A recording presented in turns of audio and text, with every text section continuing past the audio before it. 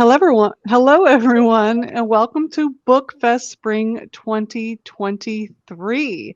I'm CJ Ives Lopez, and today I have the distinct pleasure of talking to Stephen Joseph, Sara Winokur. Did I get that right, Sara? It's Winokur, but don't worry about it. Winokur. Everyone knows I am horrible with names, so thank you Well, so that's a much. tough one. And also, we have Beth Freely, who are There. all accomplished authors and creative minds in their own right.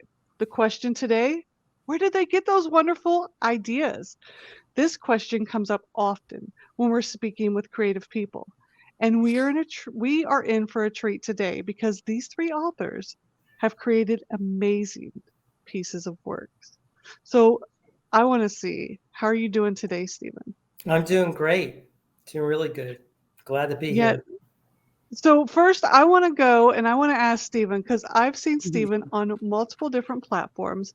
So you guys are going to talk and find out. Stephen is the author of Snoodles children's book series, who is occasionally cranky.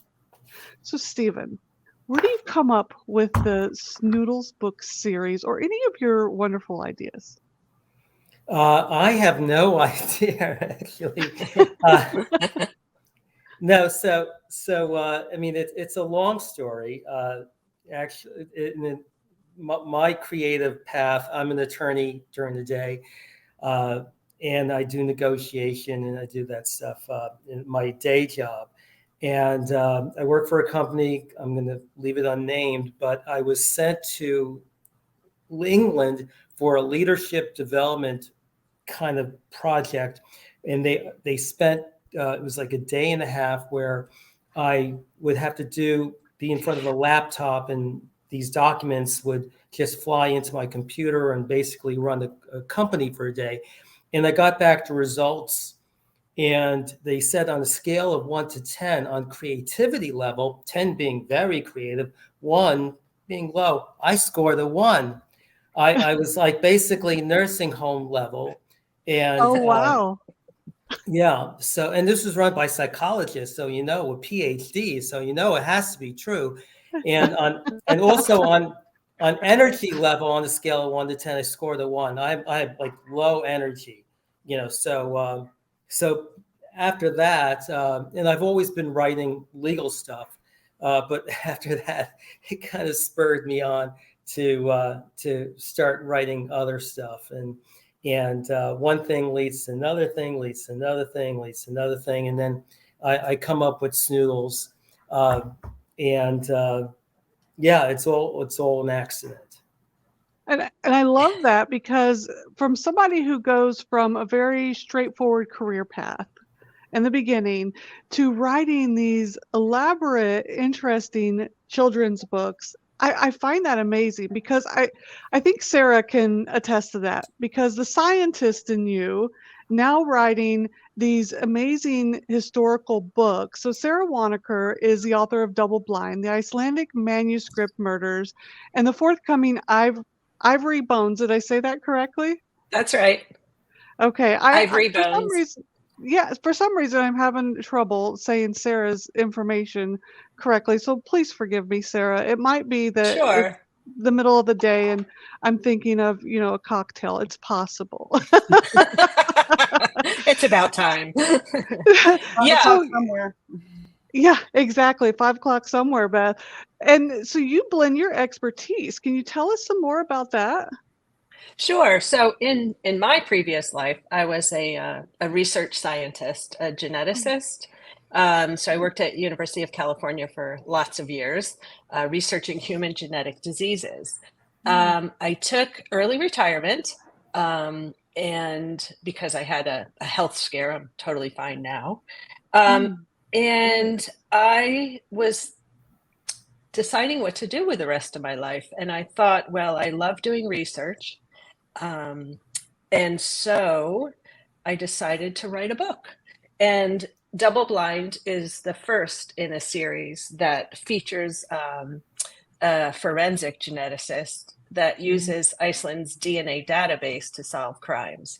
So the Wow. books, I'm on the second book now, and both are set in Iceland and both center on a historical mystery that the protagonist needs to solve. And she and a lot of other people getting a bit of a pickle there. I find it very interesting how you're taking your lives that you spent your a lot of part of your education and your lives doing these very what a lot of people would say square grid, right? And you take it into this creative realm and people escape and they find such happiness in it. And it's very interesting. Now we go over to Beth, my Texas girl. You're still in Texas, I'm still in Beth? Texas. Yep. Great country of Texas. Okay, okay. I'm in Texas as well. So, Beth, you're the author of the award-winning novels Behind the Eyes of Dorian Gray and Beyond the Steps of Stone, which you write women's fiction, science fiction, and romance. Yes. Where do you get your ideas from? Star Wars.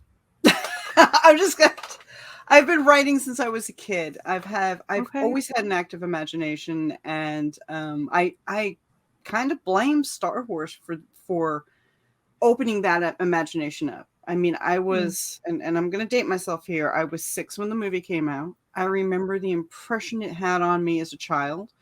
I lived in upstate New York, and I had 1 acre and 1/8 of land to run around on and play, because we didn't have neighbors, piling on top of us. And so I used my imagination and amused myself. And when I got to the point where I couldn't do that anymore without, having the white coats come after me, I turned to writing. And I get my inspiration from my stories from a lot of different places.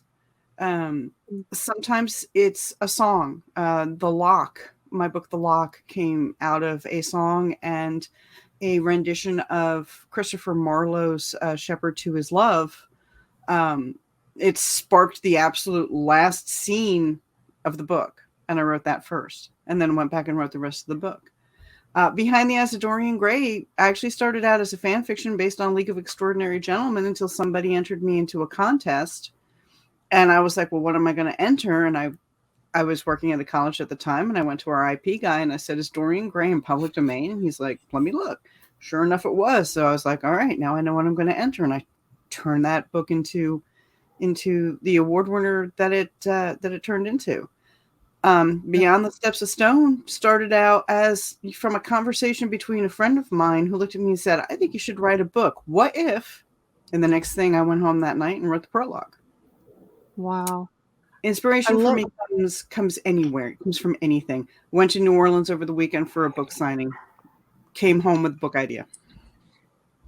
That's fantastic. And I love how you can get ideas from everywhere. Now, my next question is to Stephen, because you said that the psychologist told you were a 1 on the creative scale, but then you've got the books, the amazing children's books and Snoodles Gadoodles. And I just want to say all kinds of rhyming words with those every time I hear those books, because they're so much fun. And I've heard you read them aloud at the Jingle Books. And I was like, just let him finish. I know there's a time limit, but just let him finish, because when you read them, it's so delightful. But do you ever fear that the ideas will simply go away? Well, it's not a fear, but I always have like this feeling like this is it. So I wrote the first Snoodles book. I had no intention. I love this book. It's like, wow, how did I come up with that? Again, it's always like how I just had noodles in my head. I just wrote. I write about crankiness, so and I call it Crankosaurus. So I had a cooking class Crankosaurus, where I was just talking about cooking, and then I was just dreaming about noodles, and then all of a sudden I start thinking all these words that rhyme with noodles. I could do something with that, and so then I got this book going. I never thought I had this book. What happened? Again, it's with my blog. I'm writing about crankiness, and I just had. And the story starts. The Snoodles in Space story starts where these parents, they always tell their kids when they fail, it's not rocket science, it's not brain surgery, but really it started out as rocket science Crankosaurus. And it was just, and I was deciding that was going to be my next blog. And then one thing led after another. Okay, and then I go, oh, I have something that I could really expand the Snoodles book. And then I came up with Snoodles in Space, where because the parents in that book, the parents always say that. And on the planet Zoodle, they used to have the most brilliant brain surgeons and rocket scientists in the whole galaxy. But the rocket scientists and brain surgeons would poo-poo everybody else. And everybody became so afraid to become a rocket scientist or a brain surgeon, there was none left. So that's how they end up kidnapping these two parents who, of course, are not a rocket scientist or a brain surgeon, and the kids come to save them. But the thing about that, again, it started out with a blog, and all of a sudden the idea started attaching one to another to another to another, and then I have a story.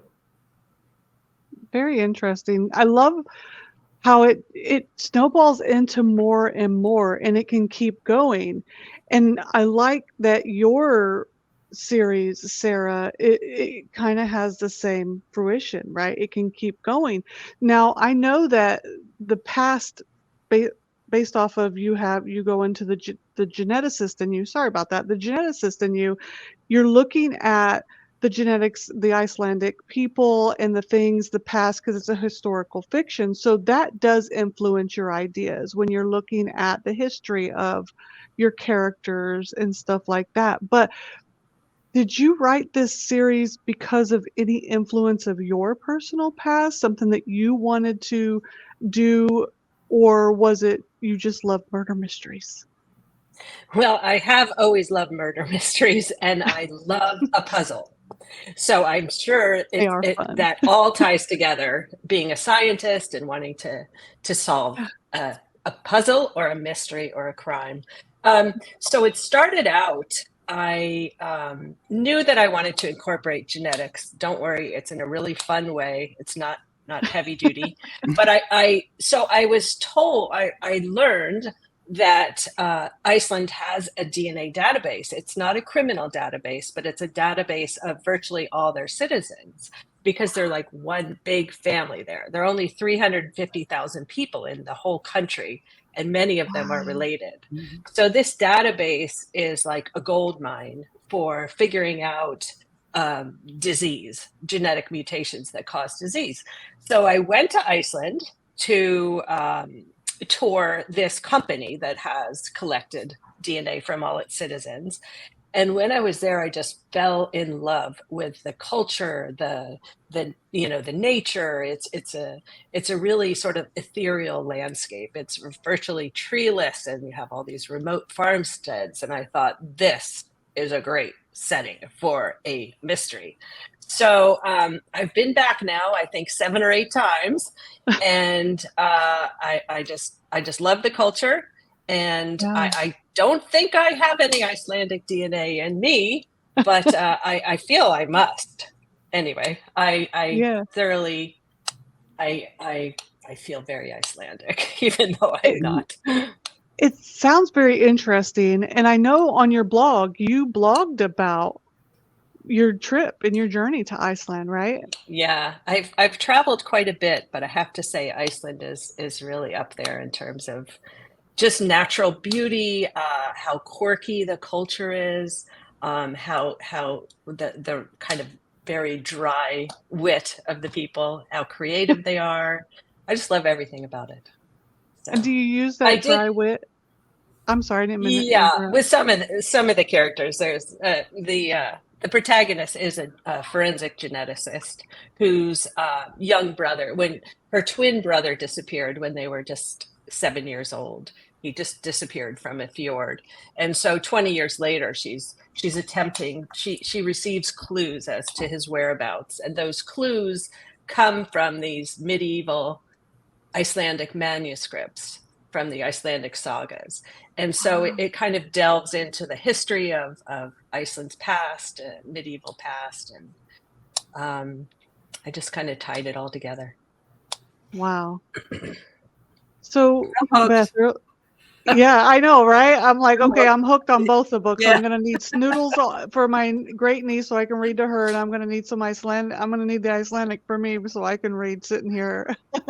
So Beth, you were talking earlier about how you just had a new idea pop up when you were in New Orleans. How often do new ideas come to you? I probably have a folder on my computer with about 300 ideas for novels. Oh, Oh, I've learned to walk around with a notebook. I yeah. study people. I can be sitting in a doctor's office and I just study people. And the ones that usually come to me, they're like, small nuclear explosions over my head, because it's like, oh, and of course it's always at the most inappropriate times, like in the shower or when I'm driving to work. Yeah. So but I probably have a new idea once every week at least. Something pops Mhm. up. Some of them are viable, some of them aren't. Some of them I look at and go, what was I drinking um the night before? What was I eating? What was I even thinking? What is this? But I would say at least once a week. Once a week, something sparks that idea. Something sparks that creativity.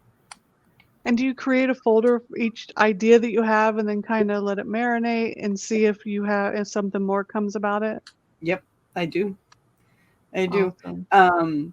I have one hard drive that's dedicated to nothing but my writing and those ideas and the finished versions of my novels. The ones that are, in between, the ones in first drafts, I have them all, on one specific drive, so I know right where it is all the time. And that drive is portable and it goes with me everywhere. So if I go and do a book signing, I've got my laptop with me more than likely. In the evenings, I'm sitting there just typing away or working on something.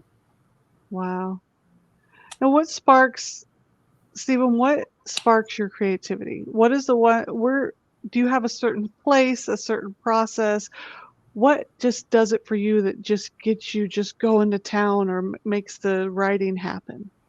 well, a lot of it comes from my work. So, and again, I write about crankiness on my blog, and my next book is follow up to a grown-up guide to effective crankiness, the Crank It Source method. My next book is Cranky Superpowers: Life Lessons Learned from the Common Crank It Source Chronicles.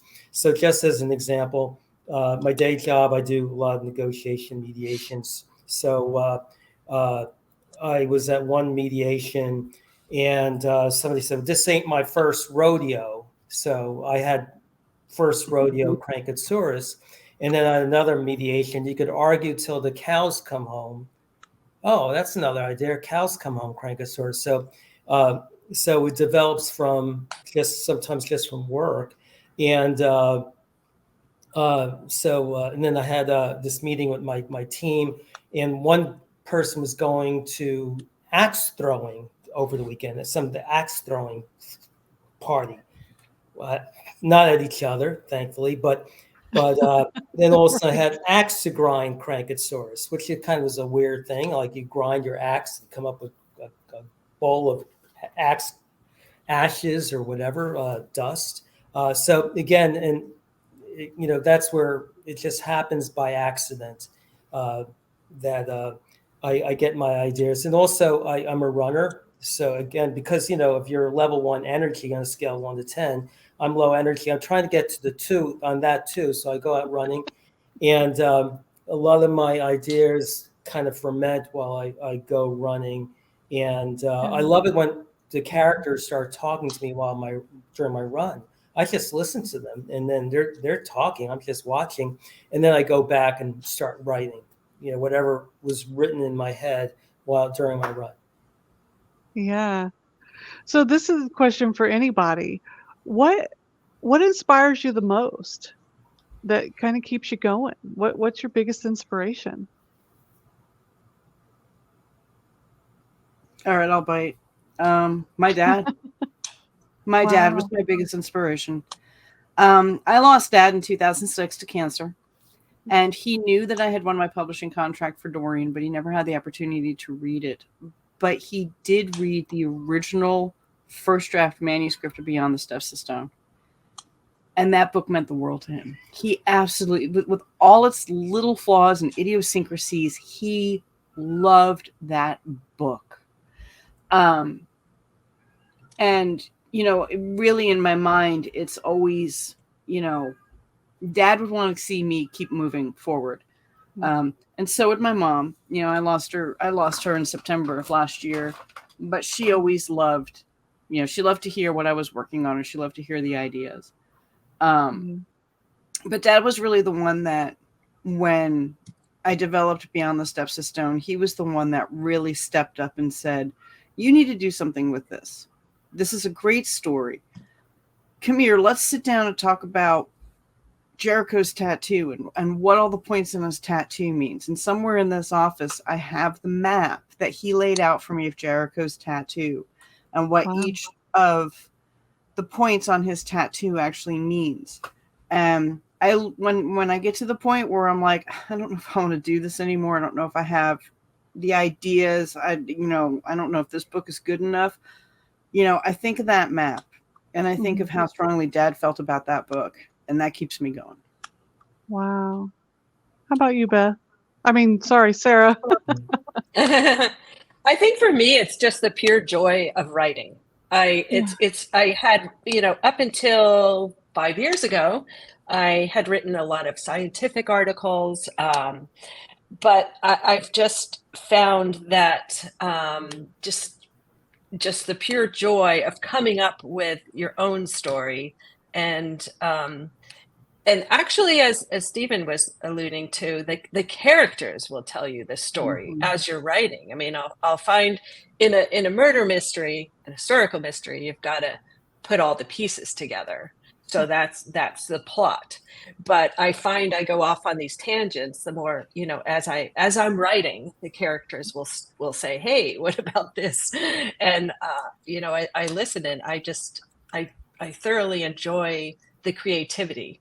You know, I am a bit of a nerd, so I do like learning, and I enjoy reading books in which I do learn something. And so I wanted to carry that into these books as well. So I brought in history and genetics, and in a kind of hopefully engaging way. Yeah. They get loud, those characters. I know They do. Sara can attest to this. They get loud, and they can sometimes get very pushy when they want their story told. Yeah, you know, So true. You know, you say that, and I'm thinking of Stephen's characters, and I'm thinking that his are loud, possibly in person. Yes. Is that true, Stephen? Well, yeah, and I get it. I'm first generation American. My parents are from Europe, or where they passed away, but my mother was a concentration camp survivor, and they were not educated. So there's a lot of kind of, they had their sayings, and they were very funny, maybe sometimes not intentionally. So again, when I love it, my favorite thing I ever wrote was Cinderella Crankosaurus. And the king and queen are my parents, because the prince actually was dating Snow White, and the parents wanted the prince to marry Snow White instead of Cinderella, because you know, like the prince just turned back from a frog to a prince because he kissed Snow White, but anyway, the prince is not crazy about Snow White. She was living with 7 dwarves, so, or you know, she always said there's just short little men are not dwarves, you know. So the parents are insisting that he marries Snow White, and he says, "Look, I'm going to have this party," and he has this online thing going with Cinderella. And if it works out, it works out. Otherwise, he'd marry Snow White. So, but anyway, but it was great with my parents. All the funny things that they would say, as the king and queen, like, heck, you know, bothering the son to get married. So yeah, it's definitely parents could provide a great source of inspiration. Absolutely. And I love the richness that you talk about your ideas because they become a part of you and a part of your own character. And I see each of your characters in your own personalities. And I find it fascinating and beautiful in its own way. So thank you so much for sharing that. One of the great things that I like, I see that Sarah's characters and story is around the Icelandic culture.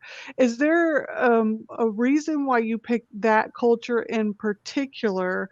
And if you write another series, do you have another culture in mind? I am currently finishing up my second book, which is also set in Iceland. It is a historical mystery in which the protagonist, the forensic geneticist, receives a 400-year-old diary from one of the captives of what's called the Turkish raid, which is Barbary pirates took 400 Icelanders back to North Africa as slaves, which is really a historical fact. And in the journal, he has possession of these Lewis Chessmen, which are 12th century. It's probably the most famous chess set in the world. Several of the pieces are missing, and that's where the mystery comes from. As she's searching for the pieces, which are quite valuable, there are others that are searching for them as well, and thus the murders. Anyway, I totally forgot your question. That's okay. It was the culture, the Icelandic culture. Yeah, Was there a particular reason right. you picked that? Yeah. Yeah. So I think I knew that I've always loved Nordic noir. Like Henning Mankell and Joe Nesbo, and although my novels aren't quite as graphic, I've always loved that genre. I did want to incorporate some genetics, so as I said, I went to Iceland to tour this company, and I just was enamored by the setting, how a mystery could develop in these rural farmsteads, and it has a remarkable history. I mean, their language is virtually unchanged after 1,000 years, because they've been so isolated up until recently. And I just there aren't a lot of Nordic noirs that are set in Iceland, and I thought, okay, this is good for the mining.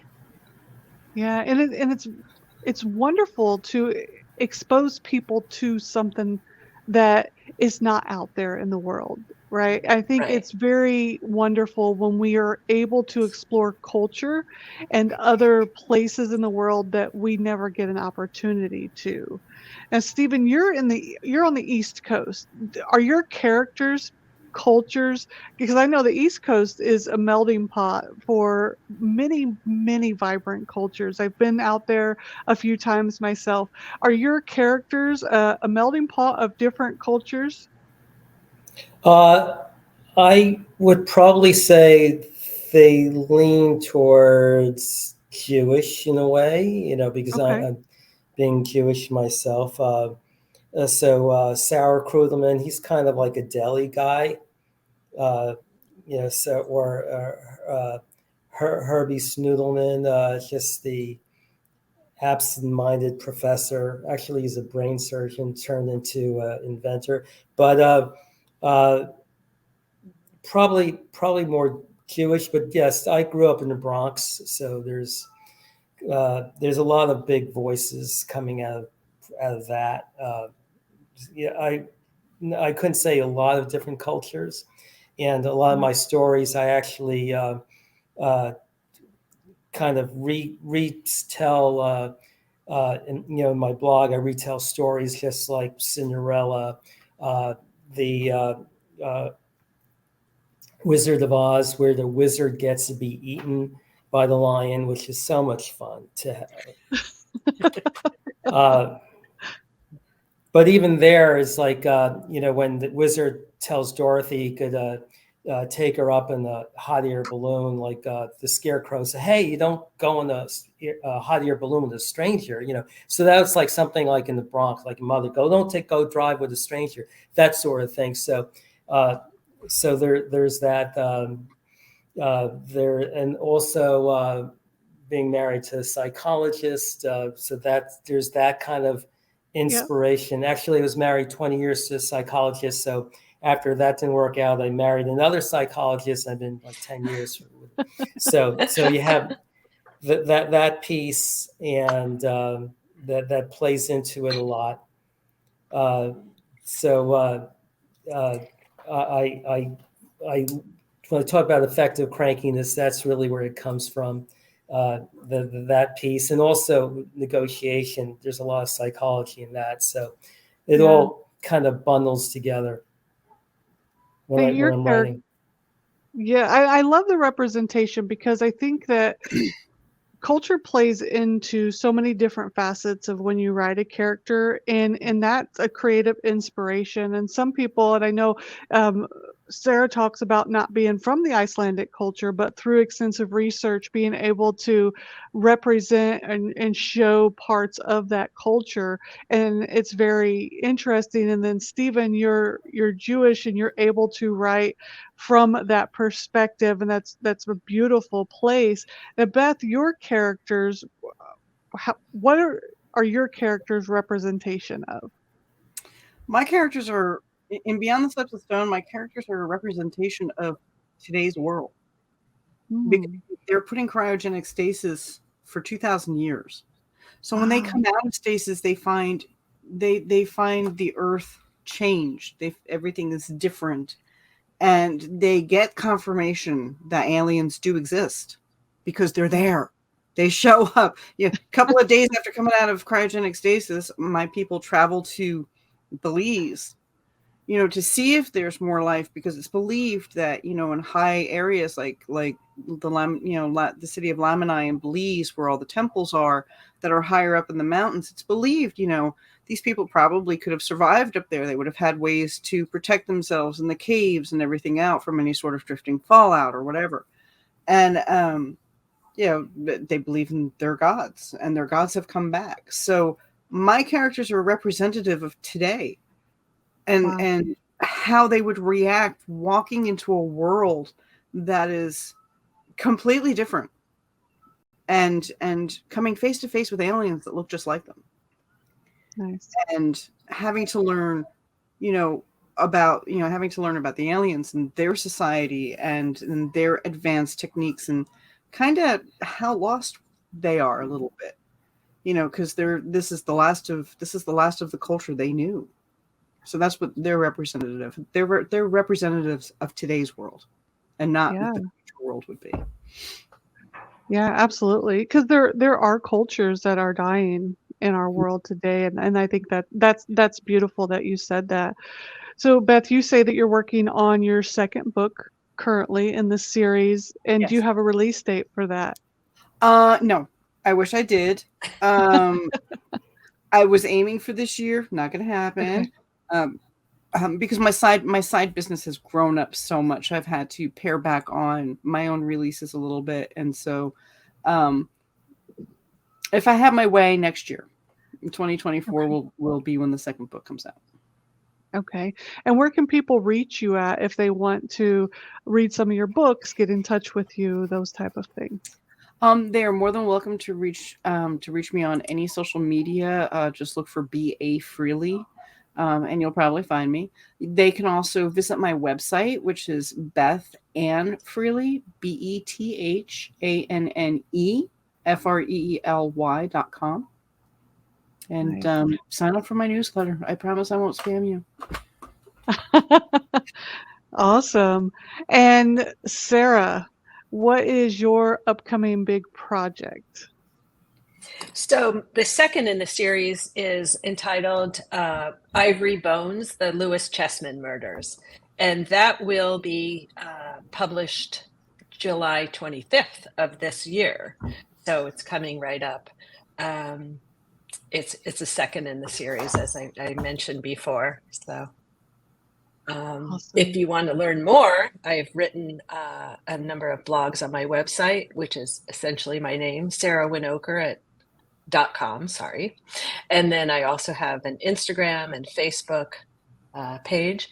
Instagram is Sara_Winokur, and Facebook is just Sara Winokur, author.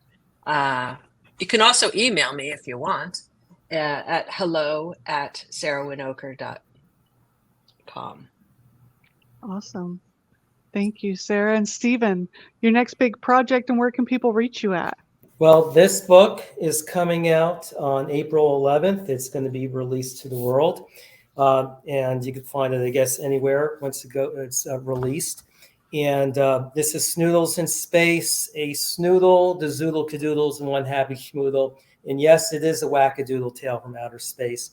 And it's already fully edited, so we're going to next steps in my adult version of what I do is cranky superpowers, life lessons learned from the Common Crankosaurus Chronicles. Again, it's all about effective crankiness and humor. So it's trying to teach something and being hysterically funny. So that'll be coming out sometime this year. But you can also find a lot of that stuff on my blog at stephenjosephauthor.com. And then you could go Stephen Joseph Author on Facebook or Instagram, and you'll find me. Awesome. I have a question. Yeah. Stephen, what age range are your books geared towards? My books are geared towards like 5 to 99. Yes. Okay, great. So that would include me. So the age range, I mean, a lot of it. So this book there is that message, we hear like, we're not producing rocket scientists, we're not producing doctors, we're not producing whatever that kind of exalted profession that has greater geneticists, if I'm pronouncing it right, because it's too hard, and want people to look higher up. But again, it's a message for adults as well, I think, to make them think. And there's a lot of adult humor slipped in that adults get something out of it that the kids might not. So the kids will be entertained, but adults will also get another message as well. Mm-hmm. That's great. I love that. Mm-hmm. I love when you can take a piece of art, a book, piece of literature, and create it for more than just one audience, Mhm. that everyone's going to get something out of. And I think that all of your books can do that. And I think that there's a huge message in that. And I've had an absolute blast talking to all three of you here at the Books Best Spring 2023. Thank you so much for being here, sharing your great inspirational ideas, and letting people know where you get those wonderful ideas, how you get those wonderful ideas, where they come out of, how they come out of your brain, where they come from in your heart, the place that they originate, and also sharing the inspiration behind those. So thank you for participating in BookFest Spring 2023. The BookFest is presented by Books That Make You and Black Chateau Enterprises. Please enjoy the rest of the programming during this free online bookish adventure. Bye, everybody. Bye. Bye. Bye. Thank you, CJ. Thank you.